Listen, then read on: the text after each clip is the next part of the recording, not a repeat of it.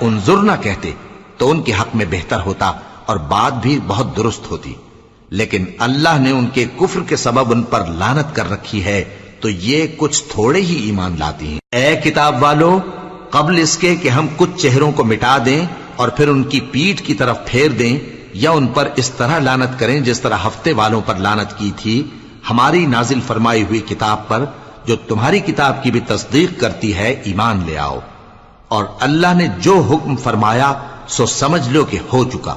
اللہ اس گناہ کو نہیں بخشے گا کہ کسی کو اس کا شریک بنایا جائے، اور اس کے سوا اور گناہ جس کو چاہے معاف کر دے، اور جس نے اللہ کا شریک مقرر کیا اس نے بڑا بہتان باندھا۔ کیا تم نے ان لوگوں کو نہیں دیکھا جو اپنے آپ کو پاکیزہ کہتے ہیں؟ نہیں، بلکہ اللہ ہی جس کو چاہتا ہے پاکیزہ کرتا ہے، اور ان پر دھاگے برابر بھی ظلم نہیں ہوگا۔ دیکھو یہ اللہ پر کیسا جھوٹ طوفان باندھتے ہیں، اور یہی کھلا گناہ کافی ہے۔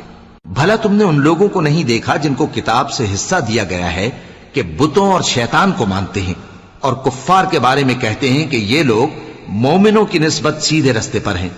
یہی لوگ ہیں جن پر اللہ نے لعنت کی ہے، اور جس پر اللہ لعنت کرے تو تم اس کا کسی کو مددگار نہ پاؤ گے۔ کیا ان کے پاس بادشاہی کا کچھ حصہ ہے؟ اس صورت میں تو یہ لوگوں کو تل برابر بھی نہ دیں گے، یا جو اللہ نے لوگوں کو اپنے فضل سے دے رکھا ہے اس کا حسد کرتے ہیں۔ تو ہم نے خاندان ابراہیم کو کتاب اور دانائی عطا فرمائی تھی اور سلطنت عظیم بھی بخشی تھی،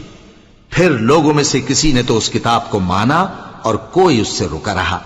تو ان نہ ماننے والوں کے لیے دوزخ کی جلتی ہوئی آگ کافی ہے۔ جن لوگوں نے ہماری آیتوں سے کفر کیا ان کو ہم عنقریب آگ میں داخل کریں گے، جب کبھی ان کی کھالیں گل جائیں